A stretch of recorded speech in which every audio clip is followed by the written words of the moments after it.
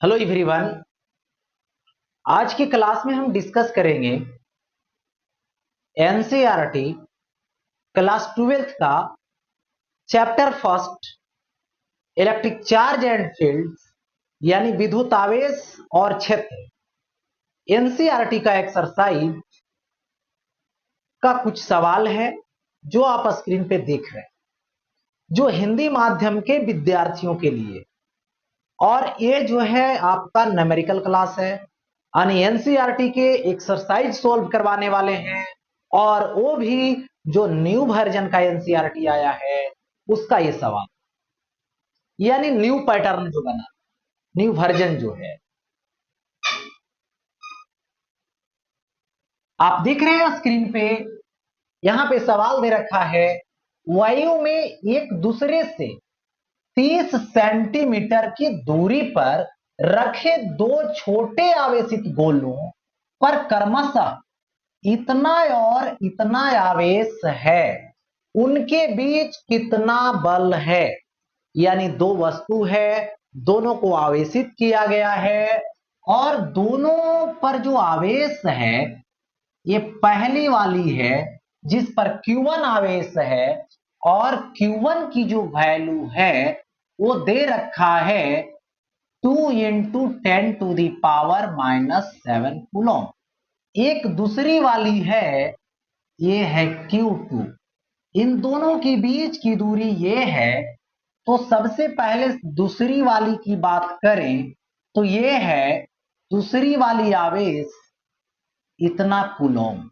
दोनों के बीच की दूरी 30 सेंटीमीटर है, जिसको लिख सकते हैं मीटर में, क्योंकि कूलम कूलम है जो एसआई पद्धति में है, तो हमें दूरी जो दे रखा है वो सीजीएस पद्धति में दे रखा है।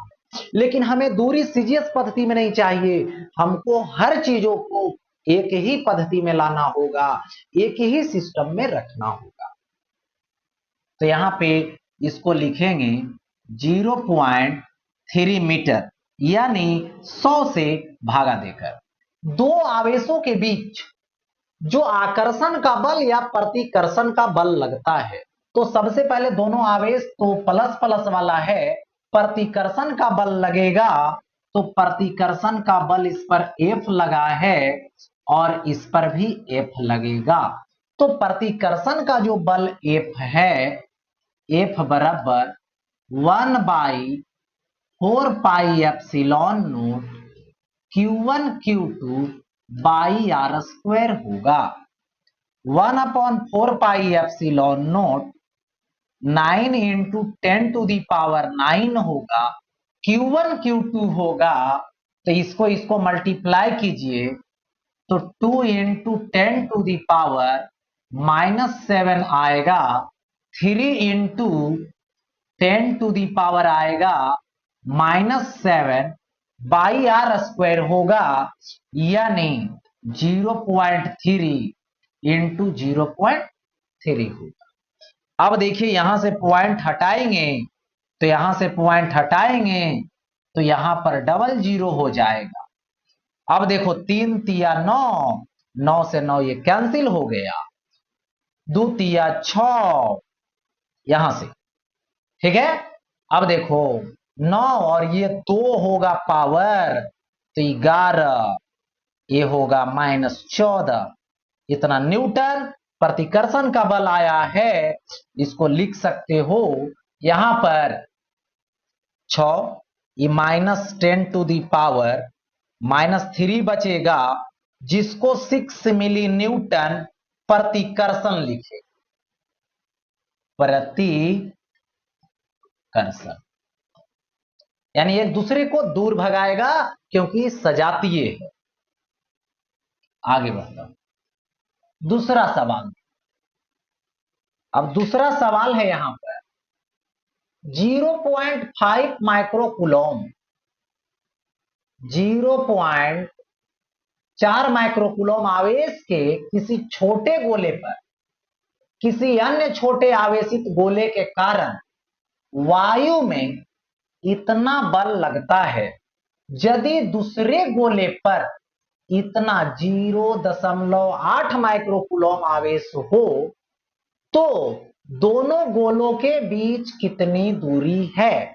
यानी एक गोला ये दे रखे हैं जिस पर आवेश Q1 है, दूसरा गोला ये रखे हैं दोनों पर आवेश Q1 Q2 हो, जिसके बीच बल जो लग रहा है, देखिए इतना आवेश के किसी छोटे गोले पर, इस पर यानी पहले वाले पर कौन बल लगाया, ये वाला F, यानी पहला वाला है कितना 0.4 माइक्रोकूलम, 0.4 × 10⁻⁻6 कूलम, पॉइंट हटाइएगा तो 4 × 10⁻⁻7, दोनों के बीच का जो बल लगा है वो 0.2 न्यूटन का लगा। कितना लगा है तो 0.2 न्यूटन का लगा। कब दूसरा जो आवेशित है यानी सेकेंड यानी Q जो कितना है 0.8 माइक्रोकूलम, यानी 0.8 माइक्रो मतलब 10⁻⁻6 कूलम, यानी 8 × 10⁻⁻7। अब दोनों के बीच की दूरी निकालना है R बराबर वोल्ट। तो ए नंबर में दूसरा वाला इस पर बल लगाया, तो बल लगाया तो दोनों के बीच की दूरी पूछा, दोनों गोलों के बीच की दूरी कितनी है, मतलब R कितना है। तो फॉर्मूला लगाइए, कूलॉम का नियम फिर लगेगा। एक आवेश दूसरे आवेश पर बल लगाता है तो दोनों के बीच कूलॉम का नियम अप्लाई करते हैं, तो दोनों के बीच जो बल लगता है उसकी जो फॉर्मूला होती है, उसकी फॉर्मूला होती है 1/4πε0 Q1 Q2 बीच की दूरी का स्क्वायर। यही तो कूलॉम का नियम है। 9 देखिए बारी बारी से, मुझे क्या चाहिए R चाहिए, तो R² को इधर ले लाइए, तो ये आ जाएगा 1/4πε0 Q1 Q2 बाई 4 R², इसका वैल्यू 9 × 10⁻⁹, Q1 का वैल्यू 4 × 10⁻⁻7 जी। अब देखो Q2 का वैल्यू 8 × 10⁻⁻7, 8 × 10⁻⁻7 बाई फोर्स F का वैल्यू दे दीजिए 0.2। अब देखिए यहां से पॉइंट हटाइएगा तो ये तो 10 बैठ जाएगा, है ना। अब यहां से कैंसिल कीजिएगा तो ये 2 आ जाएगा, ठीक है। 8 दूना 16, ये तो 9 होगा पहले, 8 है, ये 2 है, 16 होगा। 10⁻, अब देखिए यहां से 10⁻10 है और 10⁻, नहीं सॉरी 10⁻1 है, ये 9 है, तो कितना होगा, यहां पर हो जाएगा 10 पर पावर 10, ये हो जाएगा 10 पे पावर -14, ठीक है। अब देखिए यहां से R है तो इधर रूट जाएगा, 9 का 3, 16 का 4 इंटू 10 पे पावर 10 है और 10 पे पावर -14, तो -4 बचेगा, रूट ओवर चढ़ाएंगे तो 10 पे पावर -2 होगा, ठीक है। यानी इसको लिख सकते हो 4 तिया 12 मीटर में आएगा, तो 100 से मल्टीप्लाई कर देंगे तो 100 कट जाएगा, 4 तिया 12 सेंटीमीटर आ गया, 12 सेंटीमीटर।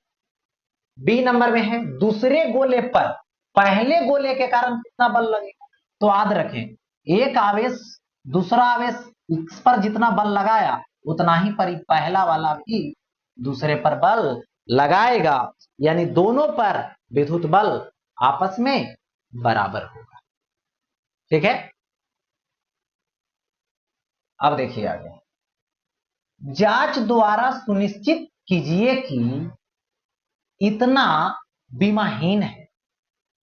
भौतिक नियतांकों की सारणी देखकर इस अनुपात का मान ज्ञात कीजिए। यह अनुपात क्या बताता है? तो सबसे पहले ये मैं बोलूं कि देखिए, एक है ये जो है इलेक्ट्रॉन है जिसका मास me है। दूसरा एक प्रोटॉन है जिसका मास mp है, जिसका भी इलेक्ट्रॉनिक चार्ज यानी चार्ज E है। बस इसका माइनस होता है, इसका प्लस होता है। दोनों के बीच की दूरी r है, ठीक है। दोनों के बीच विद्युत बल लगेगा आकर्षण का, जो क्या होता है 1/4 पाई एप्सिलॉन नॉट, जिसको k बोलते हैं। k Q1 Q2 यानी E into E by R. इसके बीच गुरुत्वाकर्षण का बल लगेगा द्रव्यमान के अनुसार, तो गुरुत्वाकर्षण बल Fg, capital G me mp by R. दोनों का अनुपात निकालो, Fe बाई Fg। इतना बाई इतना करोगे तो आर स्क्वायर कट जाएगा, तो ke स्क्वायर बाई GMe और ये होगा mp। क्या ये दोनों जो देख रहे हो विद्युत बल और गुरुत्वाकर्षण बल का अनुपात है? यही तो बोला जा रहा था कि सुनिश्चित कीजिए कि ये जो है वो क्या है। तो यहां पर दिखाना था विमाहीन है, तो ये तो विमाहीन हो गया, ठीक है। ये क्या हो गया? विमाहीन हो गया। क्यों विमाहीन हो गया? क्योंकि ये जो देख रहे हो ये दोनों बल का अनुपात है, तो विमाहीन है, ये विमाहीन है। अब इसका वैल्यू चाहिए, किसका? K e square by capital G M e M. तो के का value 9 into 10⁻⁹, e square 1.6 10⁻⁻90, 1.6 10⁻⁻90 by capital G 6.67 10⁻⁻12। M e 9.1 होता है, तो 9 10⁻⁻31। एम पी 1.67 यानी 1.6 10⁻⁻27, ठीक है। अच्छा देखो, तो अब इसमें जो कट रहा है उसको काट के देखिए, जो कट रहा है। जैसे देखिए 9 से ही 9 कट जाएगा, 1.6 से 1.6 कट जाएगा, हो गया ऐसा। अच्छा, तो यहां से कितना बच रहा? 1.6, यहां पे 6.67, ठीक है। अच्छा, अब देखो ये सब को नीचे जोड़ दो, ठीक है। बेस सेम है, पावर जुटेगा। इधर देखो ई भी 10 पर सब बेस है, बेस सेम है, पावर जुड़ेगा। तो इसको लिख सकते हो 1.6 6.67 इंटू 10⁻⁹ हो गया। 10⁻⁻19 और -19 -19 बाई 10 क्या होगा? -12 -31 -12 -31 -27, देख सकते हो गया। तीनों को अब जोड़ दो, देखिए 1.6 रहेगा, 6.67 रहेगा, 10⁻, देखिए ये जो है कैलकुलेट करके आ जाएगा -29, नीचे आ जाएगा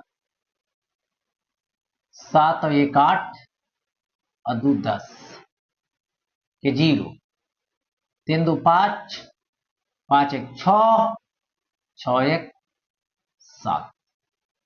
ठीक है, तो ये हो गया -70। ऊपर लेकर चले जाइए 1.6, 6.67, 10 to the power -29, 10 to the power +7।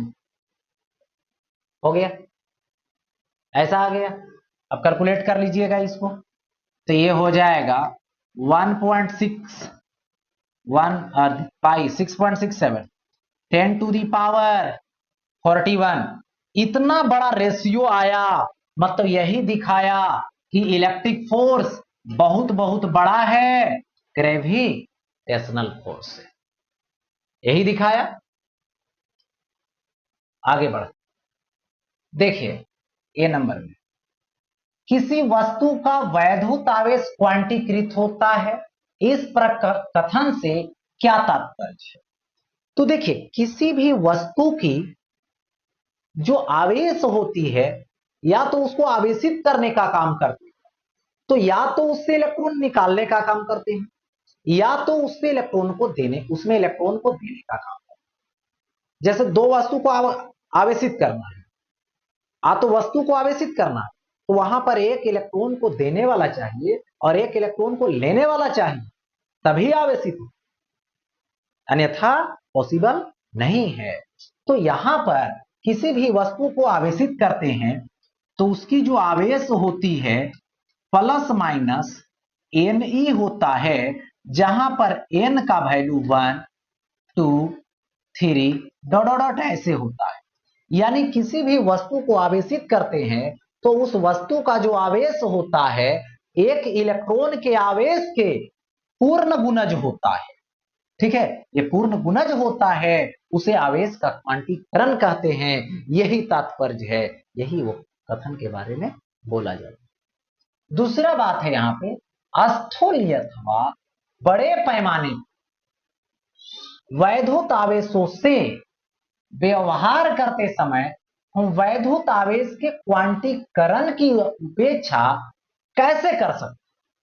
देखिए, होता क्या है कि स्थूल अथवा बड़े पैमाने पर आवेश यदि लेते हैं, है ना, उसको लेते हैं, तो लेते समय क्या होता है, क्वांटीकरण का कोई महत्व नहीं होता है, पूर्ण गुणज नहीं देखा जाता है, क्योंकि उसकी उपेक्षा की जाती है। इसका यही कारण है कि यदि बड़े पैमाने पर आवेश को व्यवहार में लाते हैं, यूज में लाते हैं, तो आवेश जो है मूल आवेश की तुलना में कंपेयर करने पर बहुत बहुत बड़ा हो जाता है।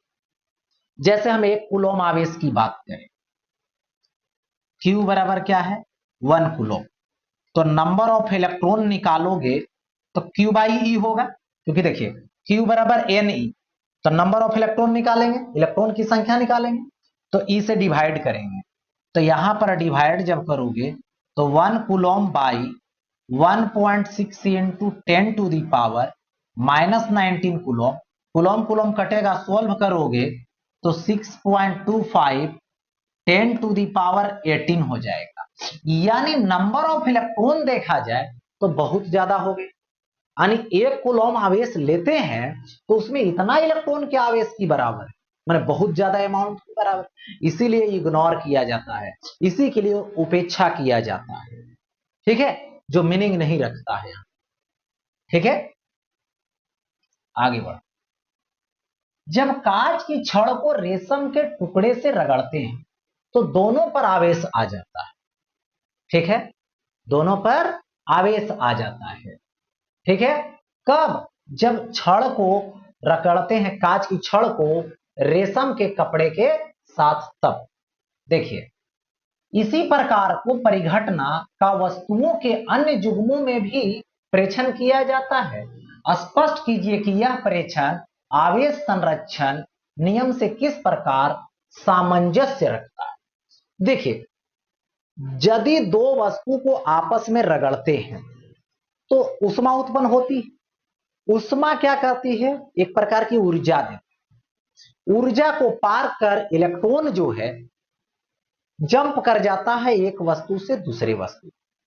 तो एक वस्तु से दूसरे वस्तु में जब चला गया तो जितना एक वस्तु पर जितना इलेक्ट्रॉन निकला एक वस्तु से उस पर धनात्मक आवेश उत्पन्न हुआ, जितना इलेक्ट्रॉन उतना ही इलेक्ट्रॉन उसमें उससे दूसरे में गया, तो जिसमें गया वो ऋणात्मक देगा। तो जितना आवेश का परिमाण एक वस्तु पर धनात्मक आवेश होगा उतना ही परिमाण दूसरे वस्तु पर ऋणात्मक होगा। यानी सेम सिचुएशन, जब कांच की छड़ को रेशम के टुकड़े के साथ रगड़ते हैं तब कांच की जो छड़ है वो इलेक्ट्रॉन को त्याग करता है। यानी कांच की छड़ जब रगड़ते हैं रेशम के टुकड़े के साथ तो कांच की छड़ से रेशम के कपड़े में इलेक्ट्रॉन चला जाता है। यानी कांच की छड़ जो है वो धनात्मक आवेश से आवेशित होता है और उतना ही परिमाण के आवेश से जो रेशम का कपड़ा है वो ऋणात्मक आवेश से आवेशित होता है। ठीक है, किसके कारण? घर्षण के कारण। ठीक है, यानी इसमें दोनों कंडीशन में देखा जाए तो पहले रगड़े नहीं तो दोनों पर शून्य आवेश है, जब रगड़ दिए तो जितना इस पर माइनस प्लस हुआ उतना दूसरे पर माइनस हुआ, फिर जोड़िए तो आवेश का बीजीय योग शून्य हुआ।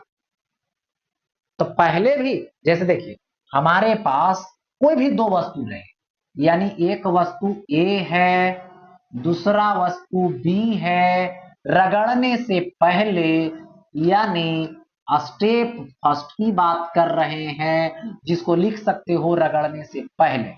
अभी इसका आवेश शून्य है, इसका आवेश भी शून्य है। यदि दोनों का आवेश जोड़ दोगे QA प्लस QB तो शून्य ही होगा। यदि स्टेप नंबर 2 ले लें, जब रगड़ चुके हैं, ठीक है, तो इस वस्तु ए की बात करो दूसरा वस्तु बी की बात करो तो जितना इलेक्ट्रॉन इससे निकला वो इसमें पहुंचा, तो जितना आवेश इस पर प्लस होगा उतना आवेश इस पर माइनस होगा। अब दोनों को जोड़ दीजिएगा तो QA dash plus QB dash तो प्लस Ne प्लस होगा लेकिन नेगेटिव होगा, फिर जोड़ेंगे तो शून्य होगा। यानी क्या है, आवेश संरक्षित है, पहले भी शून्य था अभी भी शून्य है, उसमें कोई चेंजिंग नहीं आया। तो आवेश यहां पर क्या है, संरक्षण है। यही सामंजस्य रखता है, संरक्षण के नियम को पुष्टि करता है। ठीक है, आगे बढ़ते नेक्स्ट। अब देखो आप 4 बिंदु आवेश है जिसमें से QA इतना है, QB इतना है, QC इतना है तथा QD इतना है। 10 सेंटीमीटर भुजा के किसी वर्ग, कौन वर्ग, ABCD के शीर्षों पर अवस्थित है, वर्ग के केंद्र पर रखे 1 माइक्रोकूलम आवेश पर लगने वाला बल कितना। तो देखिए सबसे पहले हमें 4 आवेश दिया गया है, याद रहिए। ठीक है, चार आवेश दिया हुआ है। तो यहां पे एक आवेश यहां पर है ए है, जो यहां पर QA है जो कि कितना है 2 माइक्रोकूलम का है। ये है आपका बी पर कितना है तो -5 माइक्रोकूलम।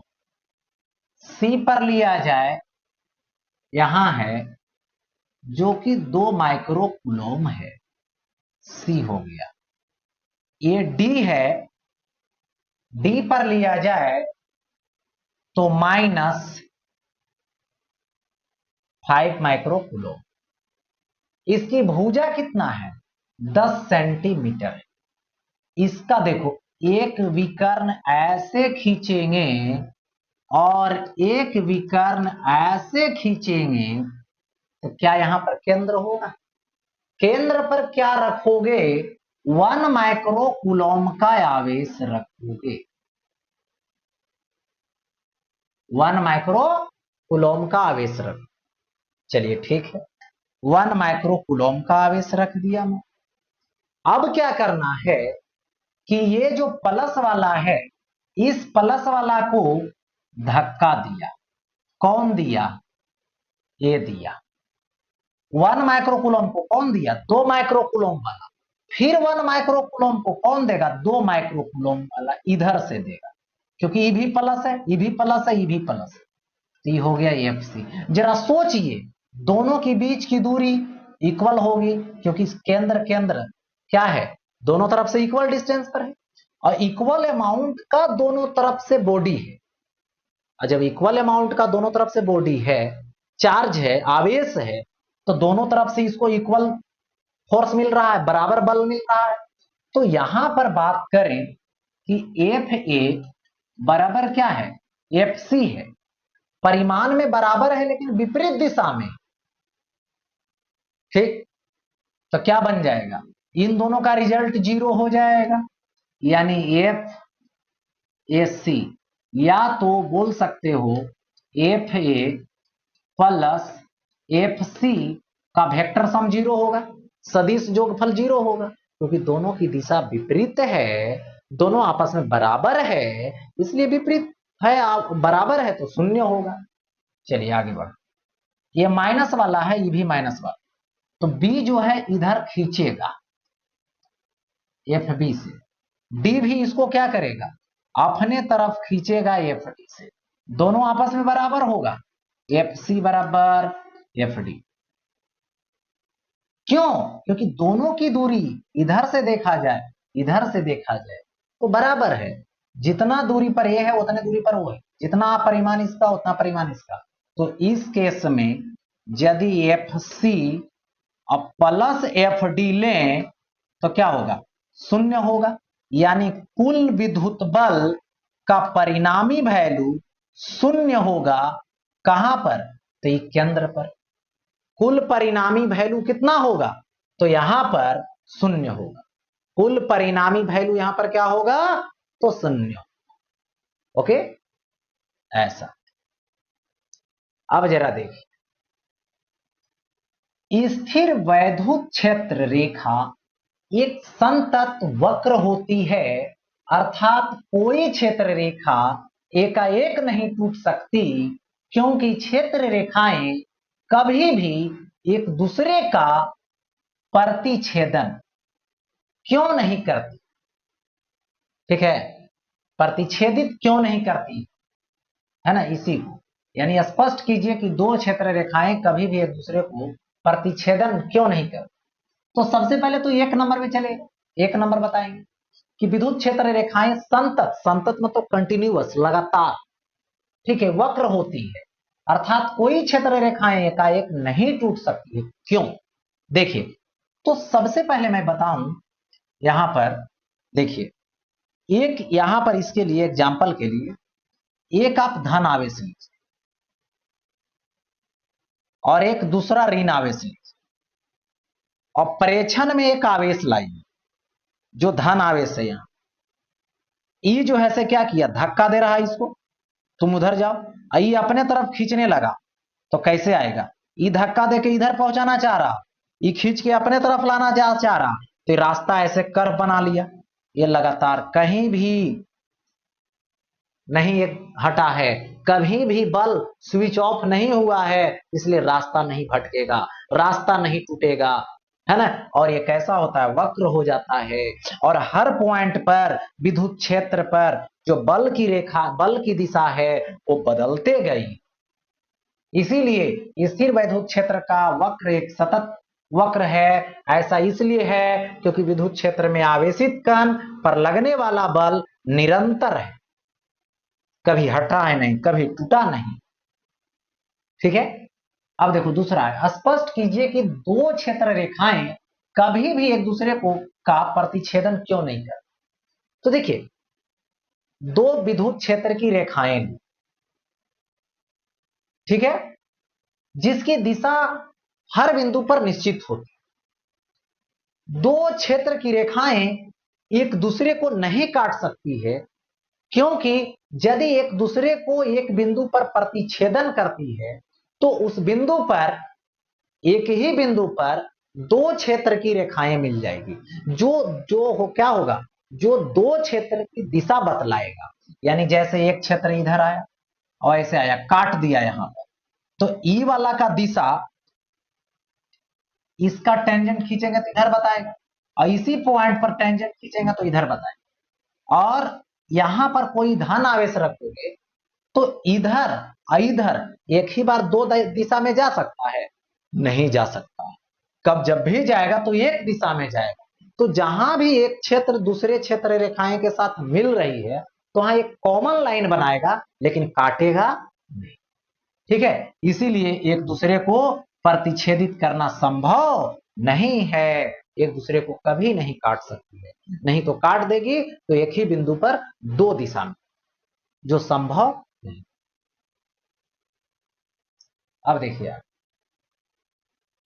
1.8, दो बिंदु आवेश क्यू ए क्यू बी। देखो यहां पर क्यू ए कितना है, तो 3 माइक्रो कूलम है जो प्लस में, दूसरा है क्यू बी -3 माइक्रो कूलम। निर्वात में एक दूसरे से 20 सेंटीमीटर की दूरी पर दूसरका है ये क्यू बी जो -3 माइक्रो कूलम है। दोनों के बीच की जो दूरी है, इस दूरी की जो वैल्यू है वो कितना दे रखा है, 20 सेंटीमीटर दे रखा, दे दिया गया ऐसा। अब देखो परिस्थिति है, दोनों ए नंबर में दोनों आवेशों को मिलाने वाली रेखा ए बी है। ठीक है, ये देखो ये पॉइंट है, ए बिंदु है, ये बी बिंदु, इसकी मिलाने वाली रेखा की मध्य बिंदु ये वाला है। मध्य बिंदु मतलब इधर से आर दूरी, इधर से आर दूरी, आर की वैल्यू कुल दूरी की आधी होगी, यानी 10 सेंटीमीटर होगी, जिसको 0.1 मीटर बोलेंगे, मीटर में बदल देंगे, 100 से भागा देंगे। अब बोला मध्य बिंदु पर विद्युत क्षेत्र कितना है, यानी यहां पर विद्युत क्षेत्र कितना है।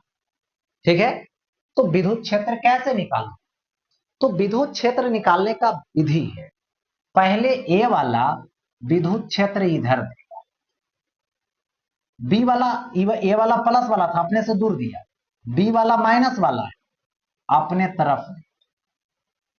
ठीक है, बट दोनों का आवेश का परिमाण आपस में बराबर है। ठीक है, तो दोनों आपस में बराबर देगा। तो देखिए ई ए बराबर ई बी बराबर बिंदु आवेश के कारण 1/4 pi epsilon naught Q by R. तो क्या हो जाएगा 9 इंटू 10⁹ क्यू का वैल्यू किसी एक का परिमाण ले लीजिए। ठीक है, दोनों तो आपस में बराबर है तो क्यू ले लीजिए, 3 इंटू माइक्रो मतलब 10⁻⁻6 बाई आर स्क्वायर ले लीजिए। ठीक है, तो आर का स्क्वायर यानी 0.1 इंटू 0.1, पॉइंट हटा दीजिए, पॉइंट हटा दीजिए तो क्या आ जाएगा 100 आ जाएगा।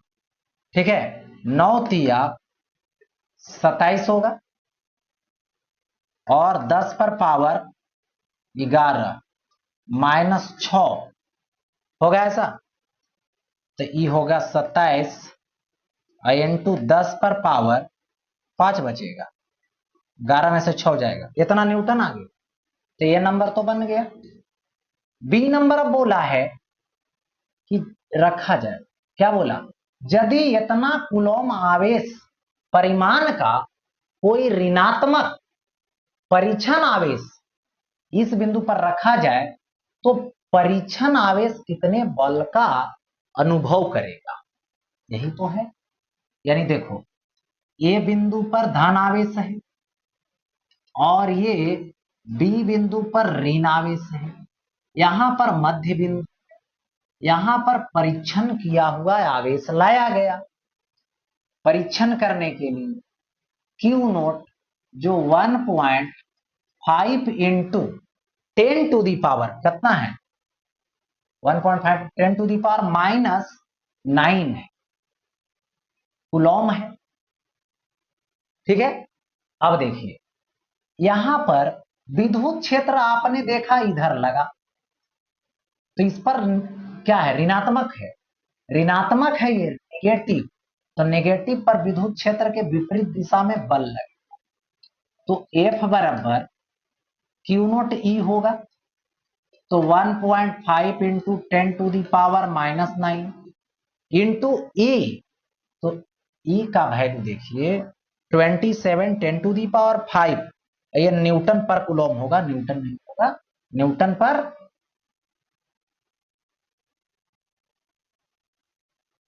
थोड़ा सा मिस हो गया है, यहाँ पे मिस ये हो गया है कि यहाँ पर एक बार निकाले हैं, तो पूरा निकालने के लिए दोनों को क्या करना पड़ेगा, ऐड करना पड़ेगा, यही छूट गया, दोनों बराबर है आपस में तो डबल हो जाएगा, तो 27 दूना 54 into 10 to the power 5 newton पर, यहां पर विद्युत क्षेत्र का वैल्यू निकल गया।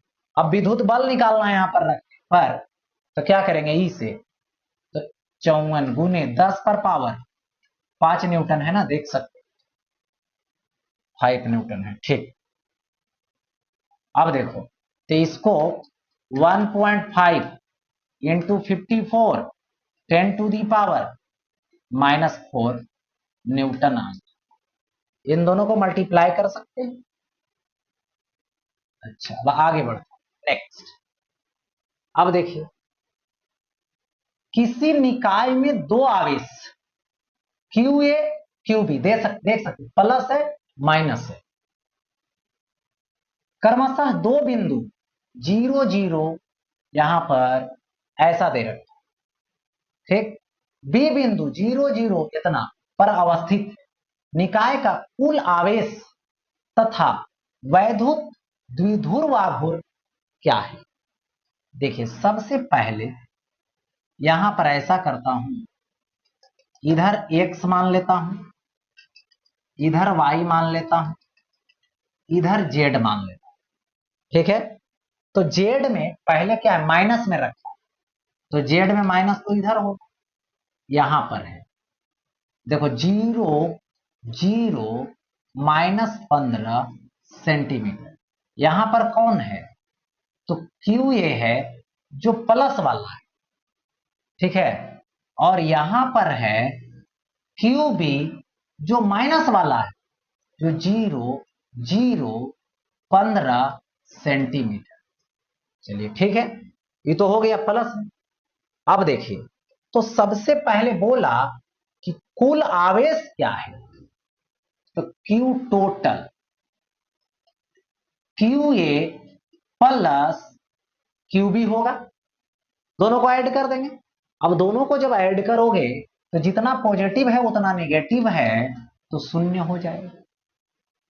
इन दोनों के बीच की दूरी लोगे तो सेंटर है, तो इधर है भी 15 सेंटीमीटर और इधर भी है 15 सेंटीमीटर, यानी दोनों के बीच की जो दूरी होगा वो 30 सेंटीमीटर होगा, यानी 0.3 मीटर होगा।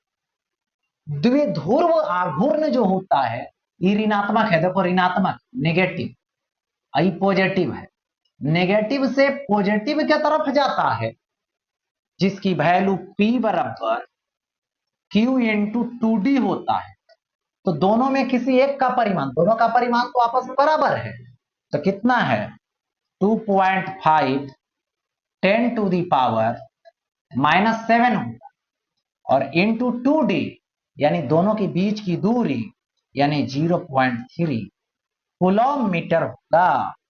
तो यहां से पॉइंट हटाइए, पॉइंट हटाइए, 0 0 बैठेगा, 25 तिया 75 होगा, ऊपर चला जाएगा तो -2 जाएगा, तो -9 कूलॉम मीटर यानी 75, ये क्या होगा 10 टू दी पावर -9 मतलब 9 कूलॉम मीटर हो गया।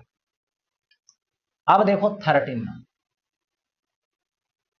अब आगे है 30 नहीं 10 नंबर। 4 इंटू 10⁻9 कूलॉम मीटर द्विध्रुवाघूर्ण है। द्विध्रुवाघूर्ण मतलब पी, यानी 4 इंटू 10⁻⁻9 कूलॉम मीटर का कोई वैद्युत द्विध्रुव है, इतना इलेक्ट्रिक फील्ड है 5 इंटू 10⁴ न्यूटन पर कूलॉम। परिमाण के किसी एक समान विद्युत क्षेत्र की दिशा के साथ, मतलब विद्युत क्षेत्र की दिशा ऐसे है, उसके साथ द्विध्रुवाघूर्ण रखे हैं थीटा एंगल पर। थीटा की वैल्यू कितना है जरा सोचिए, तो 30 डिग्री का है, संरेखित है। द्विध्रुव पर कार्यरत बल आघूर्ण का परिमाण परिकलित कीजिए, मतलब निकालिए। तो बल आघूर्ण का फॉर्मूला होता है पीई साइन थीटा। पी का वैल्यू 4 इंटू 10⁻⁻9, ई का वैल्यू 5 इंटू 10⁴, साइन थीटा यानी साइन 30 डिग्री 1/2। कैंसिल आउट करते हैं अब, तो ये 2 से कटेगा, 2 आएगा, तो ये होगा 10 10⁻⁻9 और 4 -5, ठीक है। तो 10⁻⁻4 न्यूटन मीटर टॉर्क का डायरेक्ट लगा दिए, पी साइन थीटा होता है, ठीक है। आगे देखिए, अब यहां पर दे रखा है ऊन से रगड़े जाने पर, ऊन है कपड़ा, ऊन का कोई पॉलीथीन का टुकड़ा इतना के ऋणात्मक आवेश से आवेशित पाया गया, यानी इतना परिमाण का आवेश, ठीक है, 3 इंटू 10⁻⁻7 कूलॉम का, यही है। ए नंबर में बोला स्थानांतरित किस पदार्थ से किस पदार्थ में होता है ना, इलेक्ट्रॉनों की संख्या आप लिख, तो ये क्या है, ऊन है, और कौन है, पॉलीथीन है, पॉलीथीन है। तो पॉलीथीन का टुकड़ा इतना के ऋणात्मक आवेश से, यानी ये जो है ऋणात्मक हुआ, ये धनात्मक हुआ, तो इलेक्ट्रॉन इससे इसमें गया, इलेक्ट्रॉन किससे किस में गया, तो बोलना है ऊन से पॉलीथीन में गया, ठीक। बोल रहा है कितना गया, तो n बराबर Q बाई ई, तो 3 इंटू 10⁻⁻7 बाई ई का वैल्यू 1.6 होगा, into 10⁻⁻19 coulomb, coulomb coulomb cut जाएगा, ठीक है। अब देखो यहां से, तो ए आ जाएगा, पॉइंट हटाइएगा, तो 30/16, 10 पर पावर -7 -19, तो ये 12 बचेगा, ये लगभग 1.8 समथिंग आएगा, जिसको 2 मान लो, तो 2 इंटू 10⁻12, मतलब इतना इलेक्ट्रॉन एक बॉडी से दूसरे बॉडी में गया, मतलब ऊन से पॉलीथीन में, किसी में नहीं, पॉलीथीन में। बी नंबर में आ, क्या ऊन से पॉलीथीन में सहंती, सहंती मतलब द्रव्यमान, मास जिसको बोलते, सहती का स्थानांतरण भी होता है। तो देखना है, जब इसमें से इसमें गया तो कितना मास गया, तो द्रव्यमान बराबर नंबर ऑफ इलेक्ट्रॉन इनटू एक इलेक्ट्रॉन का मास दे, एन का वैल्यू 2 इंटू 10⁻², 9.1 इंटू 10⁻31 kg। देखिए, तो ये पॉइंट माने 0.1 को कुछ नहीं मानो, 9 इंटू, तो ये 18 होगा, 18.2 लिख सकते हैं, 10 पे पावर -19 kg, यानी इतना को डिवाइड करेंगे 19 जीरो लाकर एक पर, सोचो 0.00000 लास्ट में, मतलब बहुत बहुत बहुत बहुत कम द्रव्यमान गया, बहुत बहुत स्लाइटली जिसको, नेग्लिजिबल द्रव्यमान है, ठीक है, जो फील बहुत बहुत कम हो। चलिए आगे बढ़ता हूं। अब देखिए, ए में दो विद्युत रोधी आवेशित तांबे के गोले ए तथा बी के केंद्रों के बीच की दूरी 50 सेंटीमीटर। एक ए है, दूसरा ये बी है, दोनों के केंद्रों के बीच की दूरी यार है जो 50 सेंटीमीटर है, मतलब R is equal to 0.5 metre, यही ना। दोनों गोलों पर पृथक पृथक आवेश इतना है, इस पर भी Q है, इस पर भी Q है, एक दूसरे को धक्का देगा क्योंकि आपस में बराबर है, सजाती ये है। तो Q का वैल्यू यहां पर क्या होगा, 6.5 10 टू दी पावर -7। तो इनमें पारस्परिक स्थिर वैद्युत प्रतिकर्षण बल कितना है, प्रतिकर्षण बल लगेगा। गोलों के बीच की दूरी की तुलना में गोलों ए तथा बी की त्रिज्या नगण्य है, त्रिज्या कोई फैक्टर नहीं है। तो देखिए आवेश मालूम है, तो हम लोग क्या करेंगे, विद्युत बल कूलॉम के नियम से निकालें, 1/4πε0 Q into Q by R square, हो गया ऐसा, यानी 9 into 10 to the power 9 Q Q, यानी 6.5 10 to the power -7 6.5 10 to the power -7 by R square, यानी 0.5 इंटू 0.5, हो गया ऐसा। अच्छा, कैंसिल होने वाला, बर्बाद होने वाला, पॉइंट से पॉइंट हटा दो, पॉइंट से पॉइंट हटा दो, ठीक है। एक कटेगा 13 25 65, एक कटेगा 13 25 65।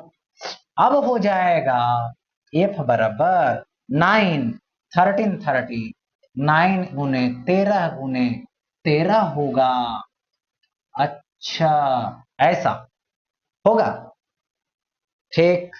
और क्या होगा, 10 टू दी पावर क्या होगा 9 -7 -14, 9 बाहर होगा, तो 10 टू दी पावर -5 मीटर। इसको मल्टीप्लाई कर लीजिए तीनों को, जो आएगा वही आंसर हो जाएगा।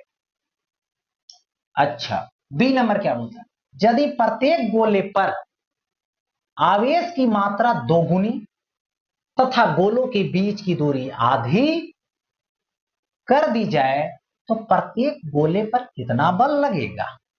यानी सबसे पहले क्या बोला, दो गुनी मात्रा कर दो आवेश का और बीच की दूरी आधी। चलो ठीक है, बी नंबर में एक गोला है ये, इस पर आवेश दुगुना कर दो, इस पर आवेश भी बी पर भी दुगुना कर, बट दोनों के बीच की दूरी आधी कर दो R/2, ठीक है ऐसा।